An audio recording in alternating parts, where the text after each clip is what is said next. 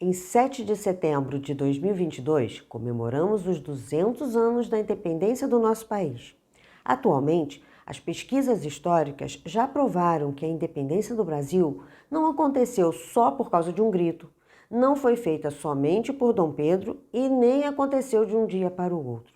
Mas a imagem que vem à nossa cabeça quando a gente fala da independência é a imagem de um dos quadros mais famosos do Brasil, O Grito do Ipiranga, ou Independência ou Morte, que de tão bonito faz a gente acreditar que o evento da independência foi desse jeito mesmo. Mas se a realidade não foi assim, como ela foi? Então, eu sou a professora Cláudia Gomes e se liga na curiosidade histórica de hoje.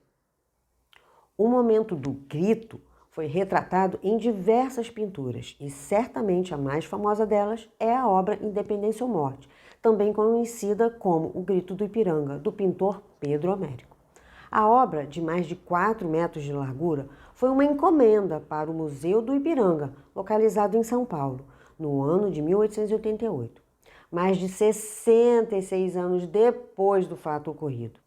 Ou seja, o quadro diz mais sobre o momento em que ele foi produzido do que sobre a realidade do evento histórico, pois a pintura teve como objetivo construir uma imagem idealizada do passado. E como a gente sabe disso? Vamos analisar juntos o quadro. Pedro Américo foi romancista, poeta, cientista, teórico de arte, filósofo e professor. Mais conhecido por suas pinturas históricas, foi um dos mais importantes pintores acadêmicos do Brasil. Fez sua carreira entre a Europa e o nosso país. Para realizar a encomenda do Museu Paulista, ele realizou diversos esboços e estudos inspirados em outras obras. E uma delas foi a tela do pintor Ernest Meissonier, que retrata a vitória de Napoleão Bonaparte na Batalha de Friedland e que, obviamente, serviu como referência ao brasileiro.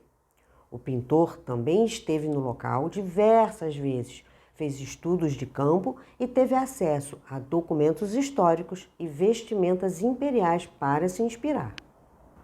A intenção do artista foi criar uma obra icônica ao exibir de modo glorioso e solene um importante momento histórico, exaltando o patriotismo ao colocar Dom Pedro como herói nacional. Eu acho que ele conseguiu.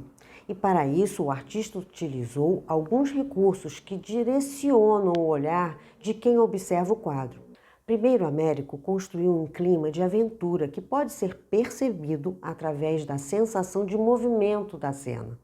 Perceba que há uma organização dos elementos em 2 semicírculos, um que orienta o olhar para a direita e para cima, seguindo a linha da cavalaria, e outro que segue um caminho para baixo e para a esquerda, na estrada de terra.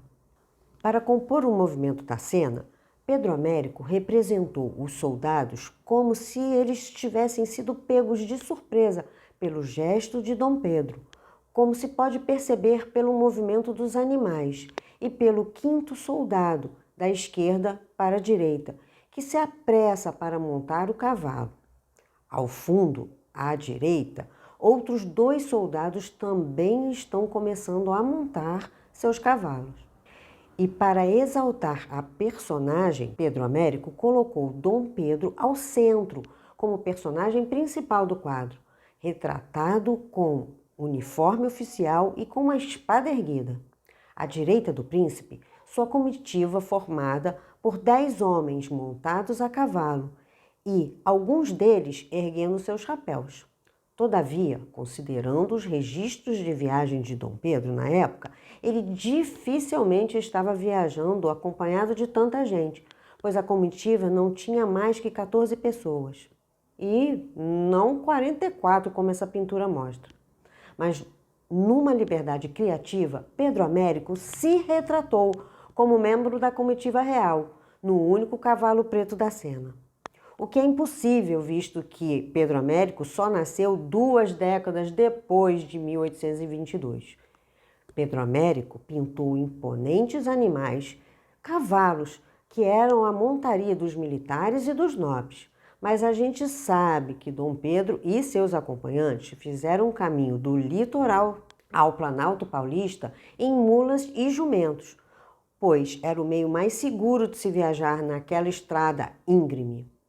Consta nos registros do pintor que ele justificou a presença de cavalos para valorizar o momento e que, além disso, seria difícil explicar para a aristocracia europeia, que veria o quadro em primeira mão, o que eram aqueles animais que eles não conheciam. As vestes oficiais pomposas usadas por Dom Pedro e pelos soldados também foram colocadas ali para enaltecer o ato. Através dos relatos, sabemos que tanto Dom Pedro como seus acompanhantes vestiam roupas confortáveis para viajar, pois seria desconfortável usar roupa de gala. Ainda em relação à indumentária da guarda, podemos afirmar com certeza que é a criação do pintor, pois os dragões da Independência só adotaram o uniforme representado na pintura mais de 100 anos depois, em 1926. Outro mito que o quadro ajudou a construir foi o riacho. Ao contrário do que muitos acreditam, não há confirmação de que a declaração de Dom Pedro ocorreu exatamente às margens do rio Ipiranga. Também a casa humilde que aparece, hoje chamada de Casa do Grito, não existia na época. O casebre retratado no quadro foi construído por volta de 1884. Mas o que é muito importante ressaltar é como o povo foi retratado no quadro da Independência. Se você reparar, o povo está na margem da cena. O povo é mero espectador do evento fundador da nação. O pintor omitiu, como as elites queriam, a participação popular, a participação do povo, das mulheres, dos escravizados, nesse evento e na conquista da independência do Brasil de Portugal. Toda essa desconstrução serve para mostrar que o quadro não deve ser interpretado como um documento da realidade, mas sim como um dos discursos narrativos sobre a nossa independência. Nesse caso, Pedro Américo, como artista, objetivava a beleza da sua arte e não a veracidade histórica. Por hoje é só, mas se liga na próxima curiosidade histórica. Tchau!